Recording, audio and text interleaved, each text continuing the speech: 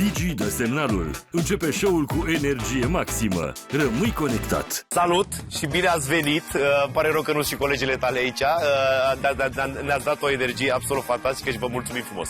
Eu i-am zis colegului meu că atunci când dansai tu, niște doamne în vârstă acasă o să facă: măi, nu se poate, măi, nu se poate așa ceva, măi. Dacă, să zicem, mai ajunge în final, ai câștigat cei 100.000 de euro, ai mai răspunde la telefon sau nu mai ai semnal, mod avion, direct? Cu siguranță aș mai răspunde. Ai mai răspunde la telefon? Da. Păi n-ai, nu știu, rude, prieteni care te-ar suna: o, bă, Vlad, dă și mie dacă au eu... Poți să mă suni, ok. Da?